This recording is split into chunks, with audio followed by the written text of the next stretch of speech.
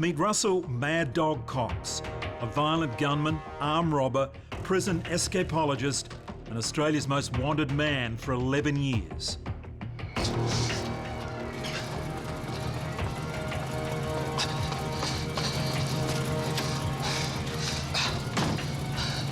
Good evening, driver. Home, please.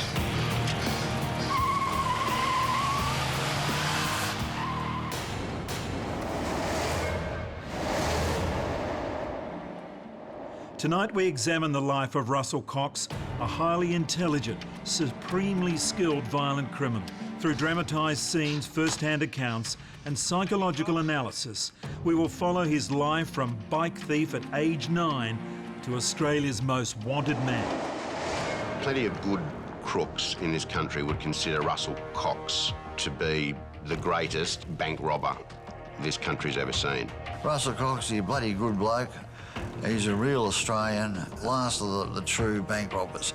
He'd be the Banjo Patterson and Henry Lawson of bank robbers. That was the best fun I ever had. He certainly wouldn't hesitate to use violence. His record clearly shows that. I mean, he shot a man. I said, keep still! He had this reputation. He was an extremely active and violent criminal. He had to be quarantined from the community. He was mad. Russell Cox was an armed hold-up man, an escape artist who terrorised Australia during the 1970s and 80s. He was known in criminal circles for having a cool head, but he wasn't above using guns in his crimes. He became most famous for his escapes from custody and his chameleon-like ability to change his appearance while on the run. He kept his hideouts filled with heavy military-style weapons, bulletproof vests, disguises and gas masks. His companion while he was Australia's most wanted man was the love of his life, Helen Dean, a nurse. Her skills came in handy. She is believed to have saved his life after he was shot in the thigh in a gun battle. When Cox escaped Katingal, he was serving life for the attempted murder of a prison officer from an earlier escape attempt. The police expected to have him in custody in just a few days, but in fact, he wouldn't be caught for 11 years. Russell Cox is the first prisoner ever to escape from Katingal, the new maximum security section here at Long Bay Jail. He's also regarded by police as potentially the most dangerous prisoner ever to escape.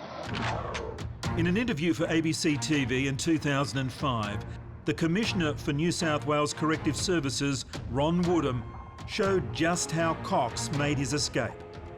Russell Cox smuggled a small piece of hacksaw blade in a belt when he was out on escort. At court, he was given the belt and he swapped belts. He'd climb up the grill work there and do chin-ups on the bars on the roof. Just take the blade out for a couple of saw cuts every day, put it back and just exercise.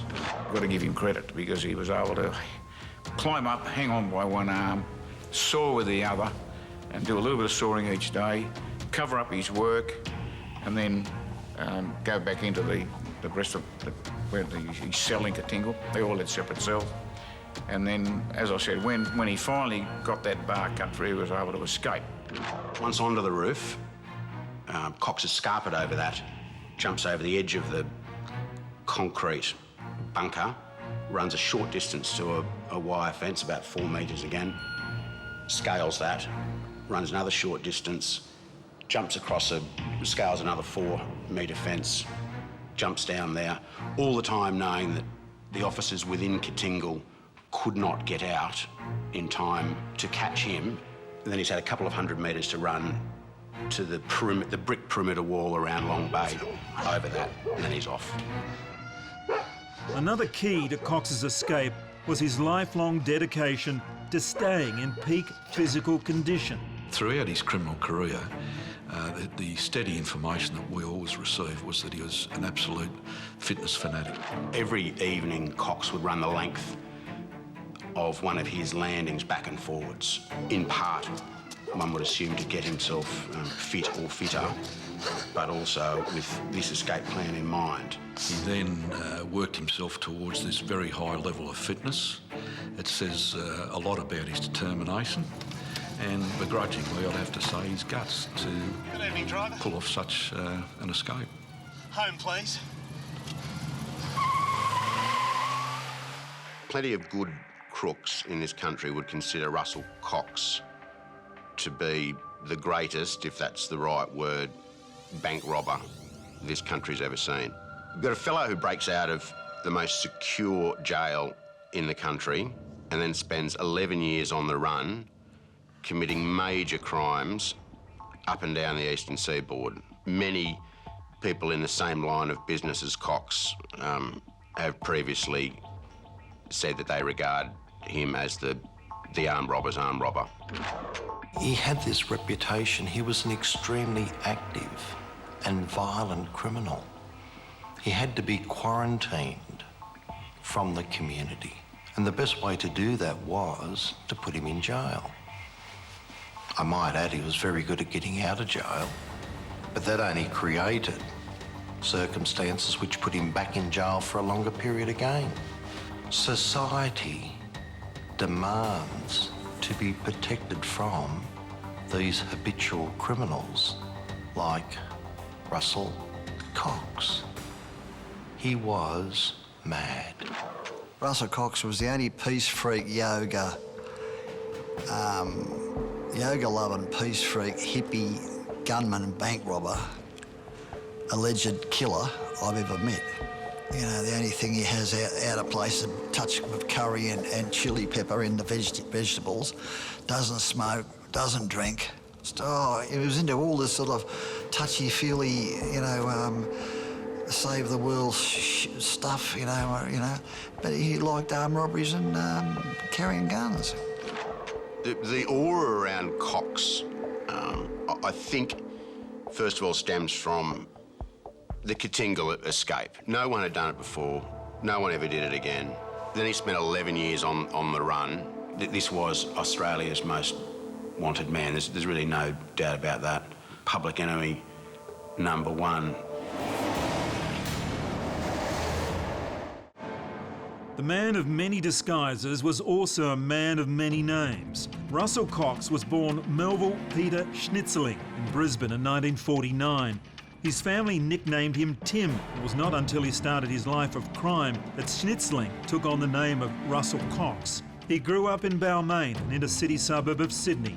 In the 1950s, Balmain was a tough, working-class suburb where men worked on the docks and often fell into crime. Cox first came to the attention of police at just 9 years of age when he was charged with stealing a bicycle. From there, he was in and out of juvenile facilities before finally being sent to an adult jail in 1966 for stealing a car. Cox was a bright kid, but evidently tempted by an easy dog. Mark Reed tells a story which may well be apocryphal, that Cox's life of crime began when he was about 10, when he'd won a raffle, the prize for which was a bicycle, and Cox had not been present for the draw of this raffle and had therefore been denied the prize, and in some sort of misguided retaliation had stolen himself a bicycle. Certainly court records show that Cox was before Ashfield Children's Court for stealing 3 bicycles. A year later, he was committed to an institution, and within that year, still aged 12, was committed to an institution until he was 18. So he has spent the majority of his childhood in boys' homes. Well, mate, he grew up in Balmain, so I mean, it wasn't the fashionable place then that it is now. So, yeah, he would have had he worked on the. I know he worked on the ships. I know he was highly regarded. He was pretty tough. I know that. Also, remembering at this point he was still going by his birth name of Melville Peter Schnitzling, which doesn't sound anything like Russell Mad Dog Cox. He would have had a tough time looking after himself, I would imagine. Forensic psychologist Stephen Barron believes Cox endured a tough childhood and had to use everything at his disposal to survive. I suspect that Russell Cox was brutalised, was punished, I suspect he had a very difficult, rather challenging childhood, and he defended himself with the means he had at his disposal. I suspect he dealt with a system that was unforgiving towards him, and I felt he probably defended himself with those skills that he had. Somebody who has a very strong intelligence but not opportunities in life looks for ways to get the advantage that they want. So I think that he would have been putting all of his energy and smarts into advancing himself in life. When he realised that he wasn't going to be able to climb the normal social rungs, he put his attention into advancing himself as fast as he could. After spending time in a string of boys' homes, Peter Schnitzling stepped up to the next level of violent crime and became an armed robber. And that's when he transformed himself into Russell Cox. Armed robbery is a violent crime. There's a risk of having to kill or be killed. For a young offender, armed robbery must have been an intimidating prospect. But the streets of Balmain offered Cox the opportunity to call upon experienced armed robbers to help him learn the trade.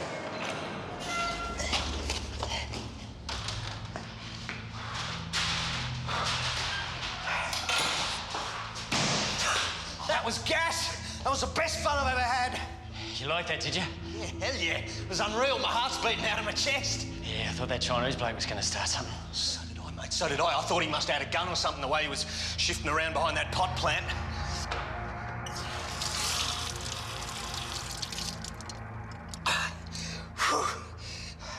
What a way to start the day, eh? Sure beats the shit out of coffee. Hey, how come you're so cool? I'm not, man. I'm just buggered. Believe me, I love it. I need it. Yeah? Can oath, mate. You get hooked on it. I just can't run around it like you at my age. You old man, eh? Yeah, you're too right. But I love it as much as you do. That's why I keep showing up to do it. Oh, fuck, I hope I'm still loving it at your age. Yeah? I hope you're still around at my age. Yeah, well, maybe I'll make enough to stop having to do it. It's really about the money, isn't it? Well, that's 25 grand there, I reckon. Yeah, but at least. I reckon it could be more like 40. 40?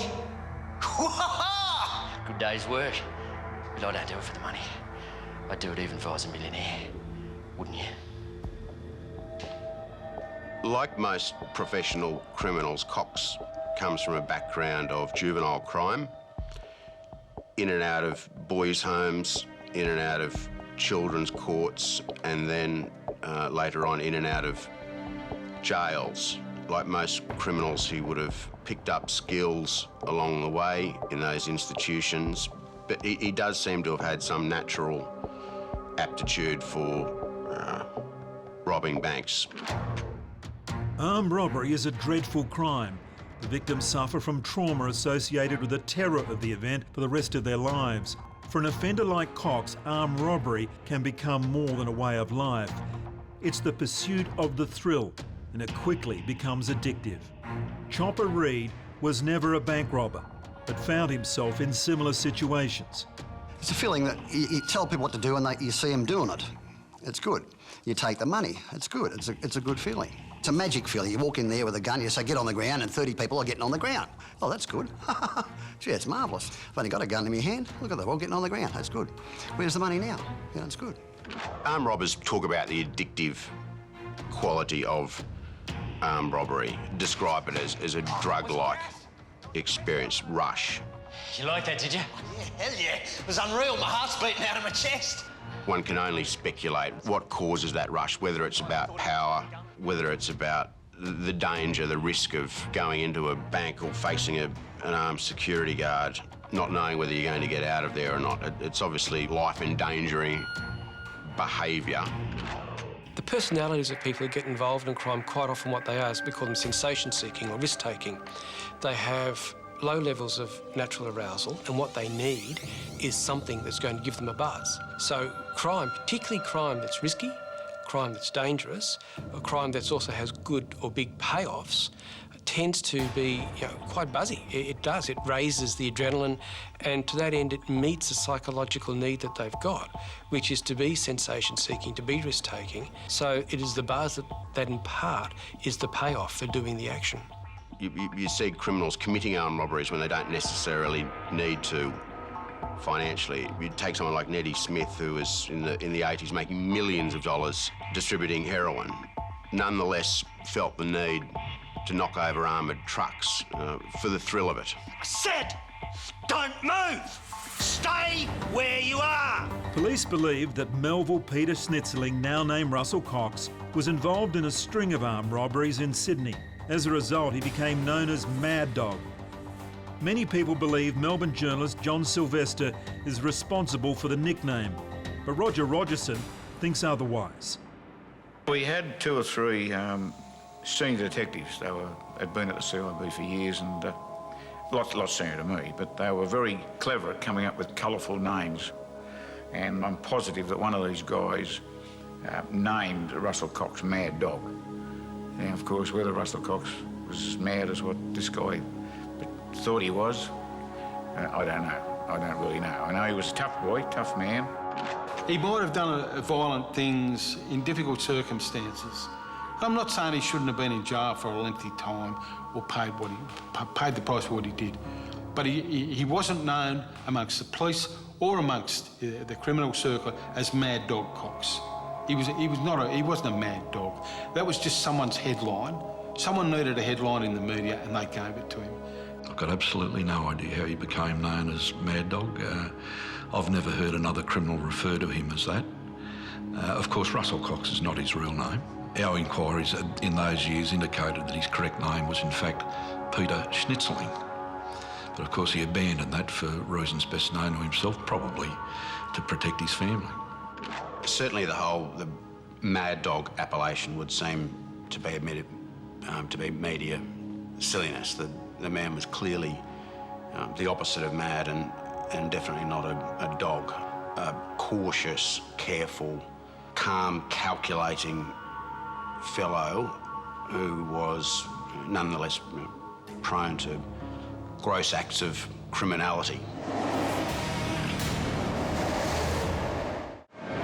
After dropping the name Melville Peter Schnitzling, it's believed that Russell Cox was responsible for a string of payroll robberies in Sydney's industrial south-western suburbs and a raid on a Commonwealth bank in Marrickville where they took £30,000.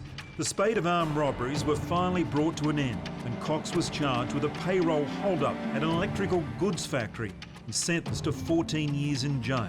At a very early stage in his incarceration, Cox decided he was not going to serve his time. He spent every waking moment plotting escape. In 1975, Cox and 2 others, Marco Motrick and Alan McDougall, attempted to escape from Long Bay Prison by holding a guard hostage, stealing guns from the prison arsenal and heading for the main gate. So the 3 of these guys were all in the centre jail at Long Bay, the MRP.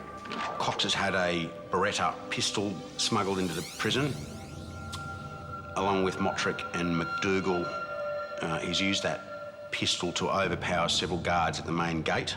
They got into the enclosure between the front door of the jail, the front gate, and the second gate. And they forced the prison officer in charge of the guns to open the tank, and they then got access to some 38 revolvers. Forced them into a room, then hijacked a 5-ton truck, taken another prison officer hostage. Well, they stuck a gun in his neck and then, of course, forced the other guard to open the gate, the main gate. By this time, officers from other parts of the jail are shooting at them. Cox is shooting back. During the exchange of gunfire, prison officers hit, Motrick's hit, and Cox is hit. When they get to the main gate, a bread van coming into the prison collides with the truck. The 3 inmates leave the truck, again using this prison officer as a hostage and a human shield, and they're eventually overpowered. One of the guards held at gunpoint by Cox, Steve Tandy, relived his terrifying ordeal in an ABC TV interview in 2004. I was forced to the floor in the gate office area. Gun was eventually put at the back of my head. I was ordered to face the ground. And what thoughts were going through your mind? Well, I was of the opinion that myself or other colleagues would be shot. Cox and one of his accomplices, Marco Motrick, were wounded during the escape. Prison authorities were slow to provide medical treatment, and this caused uproar amongst the general prison population. Word of their predicament quickly spread throughout the Long Bay complex, and there were apparently threats of major rioting if they were not given treatments for what were fairly serious injuries. So all of Long Bay threatened to riot or jack up unless they would give them medical assistance, and they go down there and the doctors see them. I said, yeah, they've got to give them medical assistance. You can't just shoot people and just throw them in here. And so they saved their lives. Cox was convicted of a string of offences, including the attempted murder of the prison guard and the attempted escape.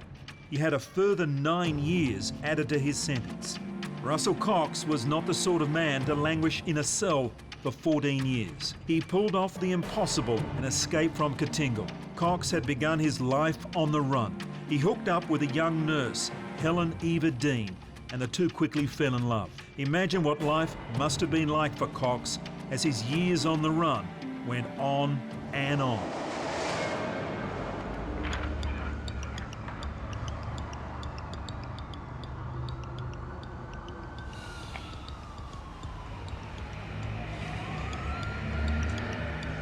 Shit. I need some sleep. This place is driving me nuts. Shh. Won't be the police. Great, yeah, of course it won't. How the bloody hell would you know?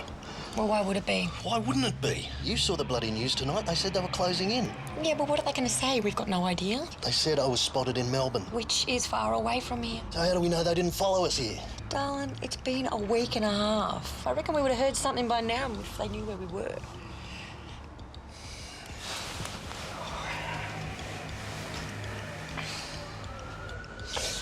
No. I've got a bad feeling. Come on, we're going.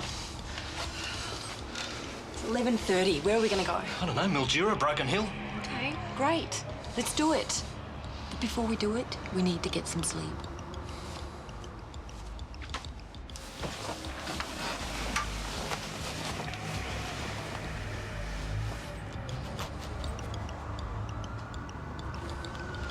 No.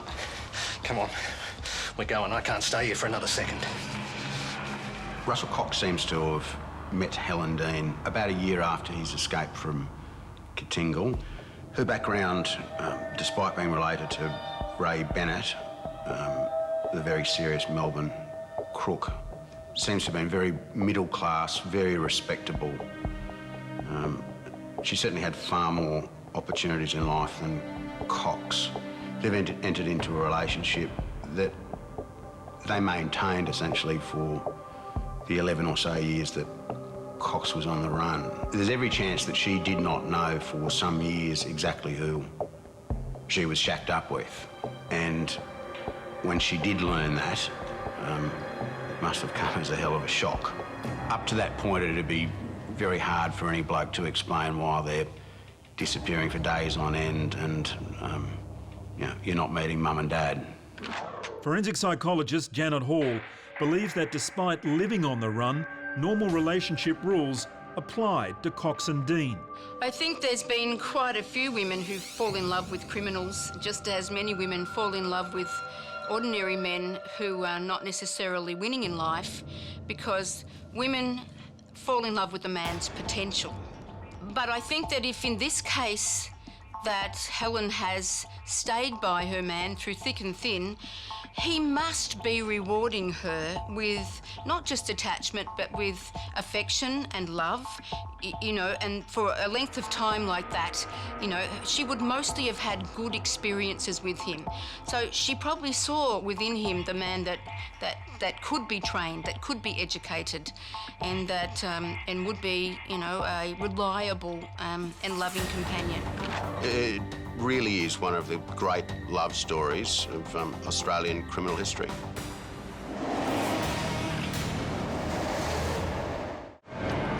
His escape from Katingal made him a walking headline. Sightings everywhere, from Darwin to Perth, were reported in the papers. The police pursued leads but came up with nothing. Life on the run was expensive, and with no legitimate way of earning money, Cox returned to armed robberies. including a massive armoured van hold-up in Brisbane in 1982. The job put him back on the police radar. New South Wales Police received information that Cox was living on a farm in the northern part of the state. The closest we got to getting him was up near Mawulumbar, and we received information that he was on a farm there. And I took a team of guys up there, including some very smart surveillance guys, and we were quite satisfied that he was at this particular property. Which was further helped by the fact that a former member of the Victorian Police who ran a business in the area had delivered items to this house, and he confirmed to us that he had sighted Cox sitting on a tractor at this particular property.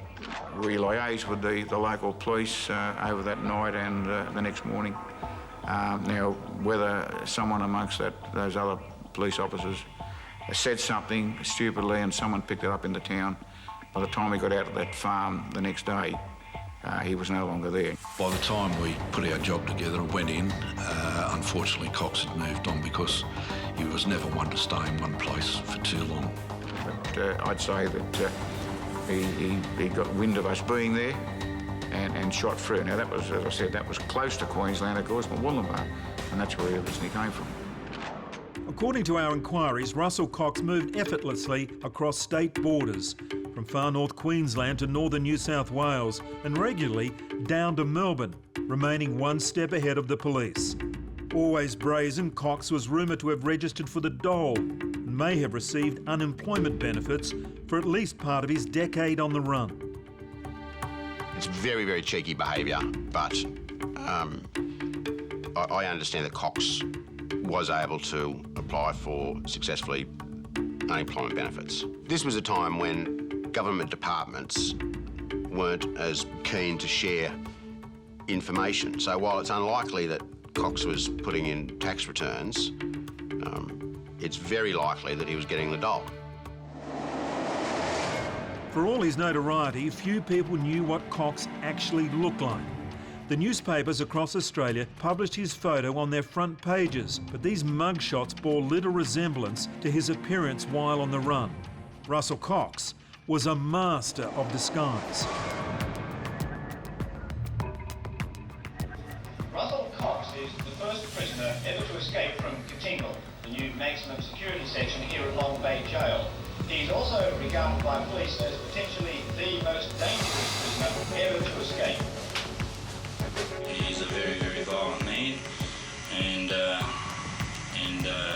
he's a person that we believe has been involved in some very vicious criminal activities.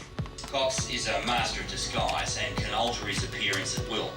He's known to have studied theatrical makeup and can use wigs and glasses to hide his true physicality. Despite a very wide police search, he hasn't been seen since. If you take any of the known pictures of Cox, there's nothing particularly physically striking about him to start with, but he's also been able to change that fairly ordinary appearance, sometimes just with basic things like different haircuts, different facial hair, spectacles. There's also evidence, though, that he did spend some time studying or learning the art of disguise. You look at some of the material that was found at Mount Martha after he shot Ian Carroll, and that would suggest that he did spend some time preparing disguises. The only time that I've seen Russell Cox in the flesh was sitting in the dock of a courtroom. And when you look at some of his photographs and some of the identity kits and what other people have told us, he had a remarkable ability, like Jockey Smith, to change his appearance by dyeing his hair, wigs, moustaches, gain weight, lose weight, that sort of thing. It's an overused phrase, master of disguise, but it does seem appropriate when used to refer to Cox. To stay unrecognised for 11 years on the run is pretty extraordinary. According to forensic psychologist Bob Montgomery, Cox's ability to disguise himself shows the strength of his personality. You know, he's not changing his persona, he's showing you how clever he is. Look at me, I can walk past the coppers. I can thumb my nose and I can be right under their nose. And I'm so clever at disguising who I am.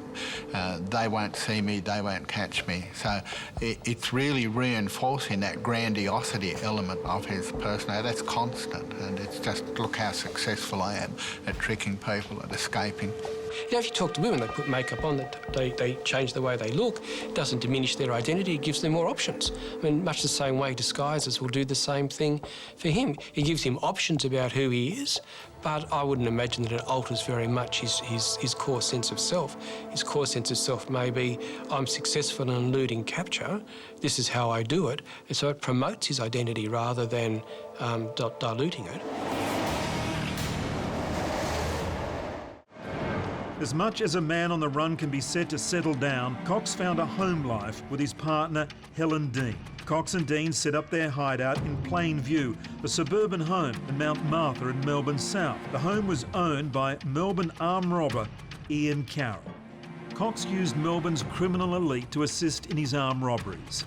His lover, Dean, was sister-in-law to notorious criminal Ray Chuck Bennett, and Bennett was happy to introduce Cox around to his fellow armed robbers, including Ian Carroll. Carroll and Cox had a spectacular falling out in the Mount Martha hideout. Shots were fired by both men. Cox sustained a bullet wound to his thigh, but Carroll was less fortunate. He was shot twice and died. Ian Revel Carroll was one of the most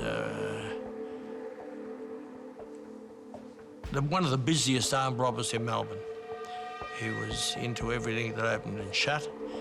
He had a ton of dash. January 1983, Cox turns up at Mount Martha at a house occupied by Ian Carroll, former great bookie robber and a very serious crim. It appears that that house was, and it's a fairly plain suburban home, but was being used as a hideout by Cox. They're most probably two of the best armed robbers and best planners of armed robberies that we've seen for a long time. They become involved in an argument which leads to gunfire. Both of them are shot. Cox shoots Carroll dead. Russell Cox made headlines in 1977 by becoming the only man ever to escape from the supposedly escape-proof Katingal high security unit at Long Bay Jail. He's wanted for questioning about the murder in January of Melbourne painter and docker Ian Carroll at this house in Mount Martha on the Mornington Peninsula. A large cache of weapons was found at the house, one of the biggest illegal gun hauls ever made in Victoria. Police who've searched that property, as well as finding Carroll's body, have found everything that a busy armed robber could possibly need. In the ceiling was this virtually cabin trunk, just full of equipment, just in case they did march on Moscow and things went crook. Handguns, shotguns, assault rifles, submachine guns, balaclavas, boiler suits, security guard uniforms, safes presumably to practice on, lifts of police radio frequencies, printed matter about disguises, wig making, theatrical cosmetics, a veritable Bunnings for bank robbers. After his recapture, Russell Cox was charged with the murder of Ian Carroll, but the charge didn't make it past the committal proceedings and was dismissed. There wasn't any evidence to substantiate putting him on trial for murder. Police believe that Cox's lover, Helen Dean, used her nursing skills to save Cox's life after he was shot by Carroll, possibly removing the bullet in the house in Mount Martha. Jeez. Fucking prick Carroll. After everything I've done for him, and he pulls a fucking gun on me. Just gonna have to bite the bullet, aren't I? You have to get it out first. Stay still. Just hurry up. All right. Oh, I got it. That's your problem right there.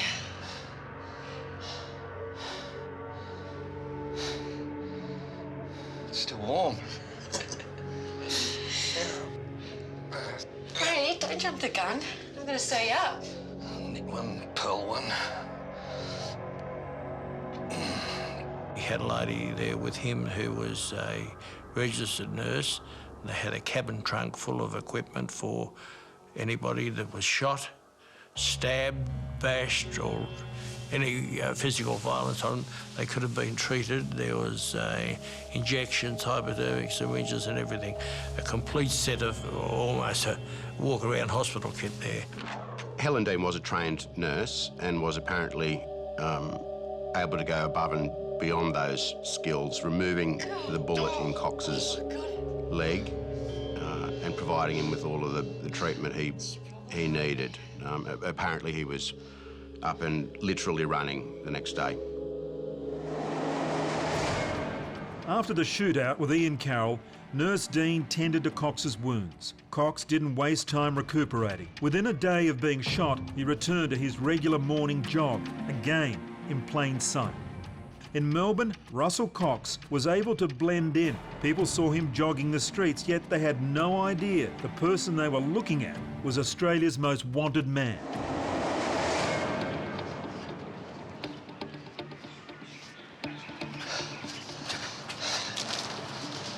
Just a cappuccino, thanks, Macca. What? Cappuccino, thanks, mate. Ah. Look here, Jimmy. So what about this Cox bloke, eh? Who's that? You haven't heard? Russell Cox, the Mad Dog. Coppers haven't got a clue. He's been running now for 7 years. Ever since he escaped from that slammer in Sydney. No, I don't know, Macca. What slammer? Katingal in Sydney. They build this jail that you can't break out of, and he breaks out. Unbelievable. How'd he do it? Well, nobody knows. But he did it. 3 years it was open, and they closed it down. He's been on the run now for 7 years. Well, maybe he just got lucky. It's not about luck, Jimmy. This bloke's good. He's a master of disguise.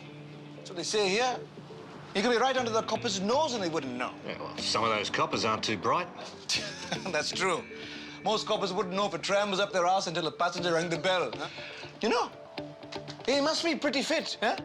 It says here he ran for 4 miles. The coppers didn't even get close. Maybe he's a jogger. You reckon you'll give him a run for his money, eh, Jimmy? Yeah, perhaps it's a good thing they didn't catch him.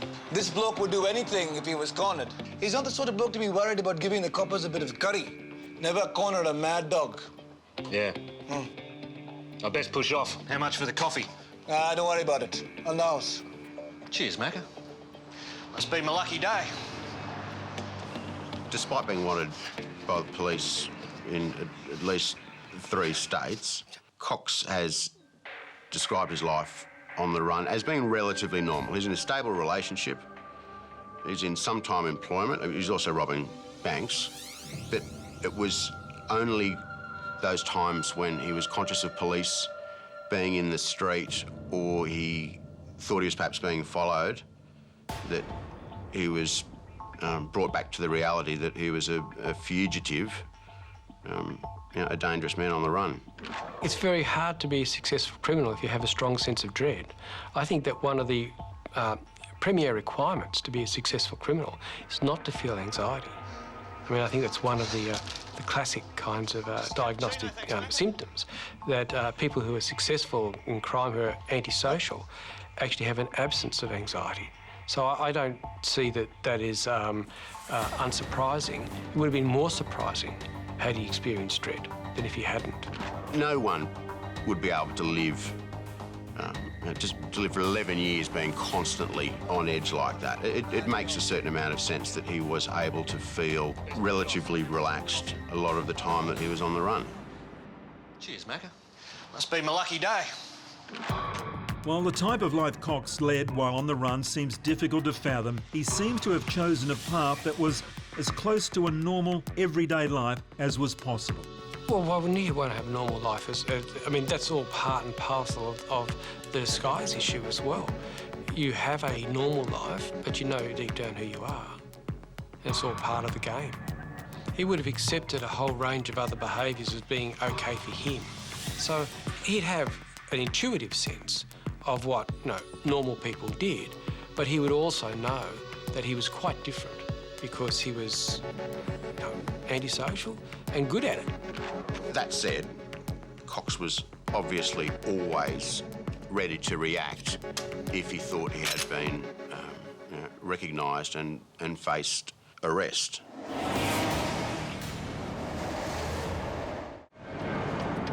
In 1988, his luck finally ran out.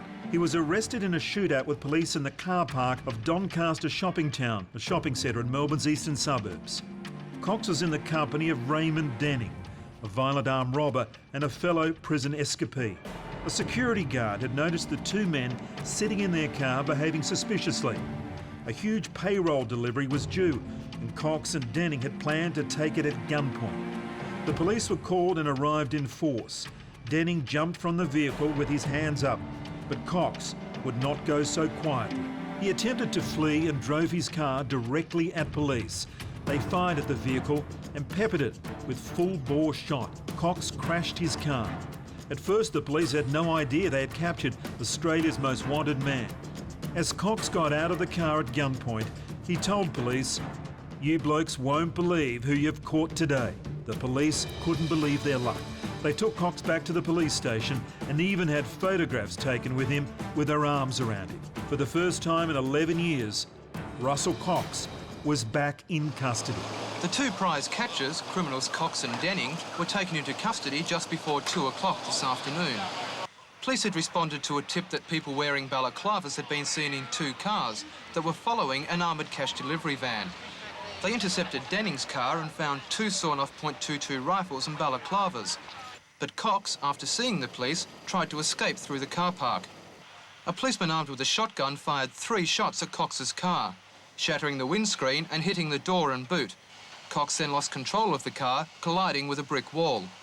It was only after Cox was taken to CIB headquarters that police realised the significance of the arrest. Russell Cox had been on the run for 10 years, 8 months, 19 days, without anyone being able to track him down. Ray Denning did it in a week. Detective Sergeant Ron Pickering, who arrested Snitzeling, said part of the prosecution case would involve evidence from Raymond John Denning.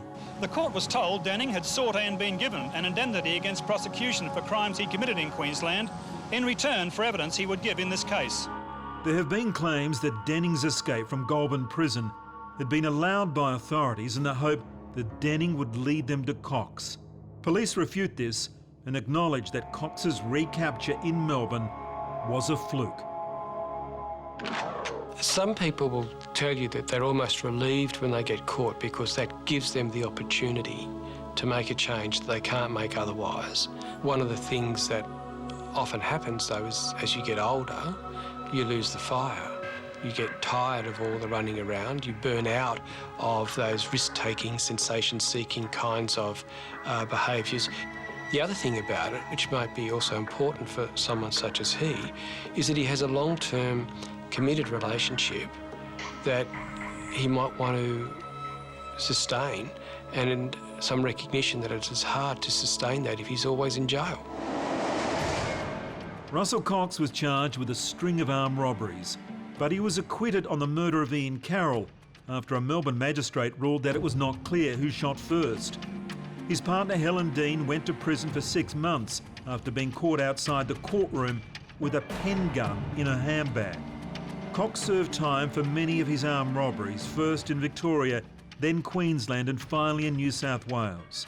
In all, Cox would serve 16 more years in prison. In jail, the former escapologist became a model prisoner and actively mentored young offenders. Russell Cox did not want these young men to follow his path.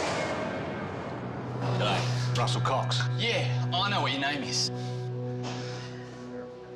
What's yours? Jacob. That's all? Yeah, I don't have a nickname. Nickname? Yeah, I don't have one yet, but I want one. Oh, yeah? Yeah, of course. Have a seat, Jacob.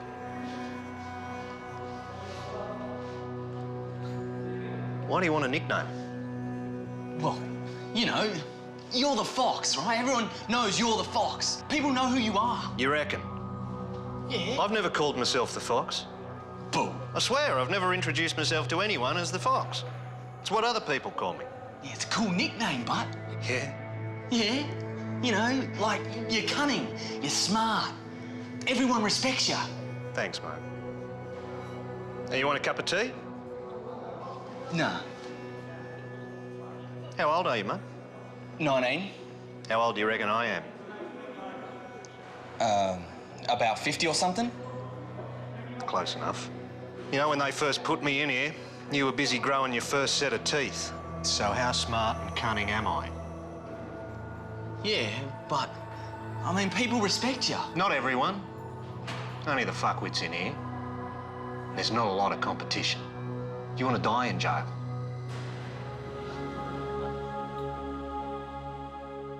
From Cox's arrest in 1988 until his eventual parole in 2004, he appears to have been the classic model prisoner. He's decided that he's going to have to do this time. Cox would have been respected regardless by fellow inmates, but he seems to have used that notoriety to try to convince younger prisoners that there was no future in pursuing a life of crime and that there was no point spending your life in jail. In making its decision, the Parole Board heard evidence that Russell Cox had been a keen participant in prison programs to deter young offenders from a life of crime. According to the board, in the case of the inmate Russell Cox, there is powerful evidence that he is intent on leading a normal, lawful community life.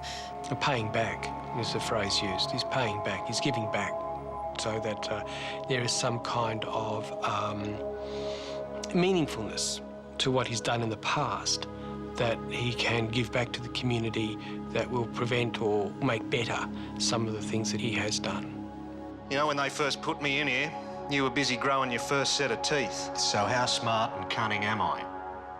I think it's a fantastic result that Cox was able to be educated and find a compassion, particularly through the youth program.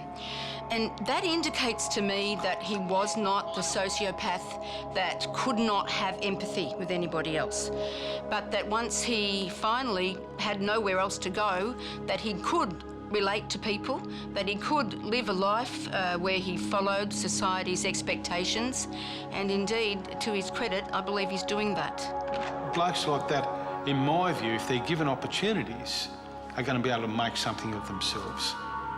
I don't think I know anyone that really wants a life where you're constantly you're looking over your shoulder, wondering whether you're going to be alive in 5 minutes' time. It's a dog's life, you know. And I couldn't see that Cox wouldn't make something of himself. Even the guard that Russell Cox had held at gunpoint during his failed attempt to escape from Long Bay Prison in 1975 believed Cox had served his time. As a prison officer, Stephen Tandy knows what it's like to have a gun pointed at his face by an inmate desperate to escape. But that hasn't stopped him pushing for the release of the man who did just that to him more than 25 years ago. Been what's termed as a model prisoner.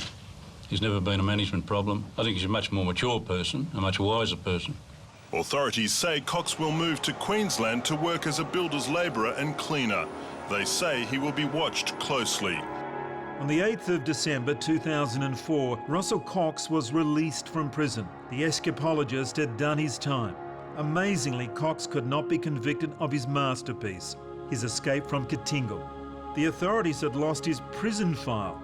When it was first built, the New South Wales government had not taken the proper steps to establish the legal status of Katingal as a prison. A judge ruled that Cox could not have escaped from a jail that did not legally exist. It was the perfect epilogue to the story of Russell Cox, one-time tough nut, now a reformed man. Cox and the love of his life, Helen Dean, married during his long stretch in prison. They remain together to this day.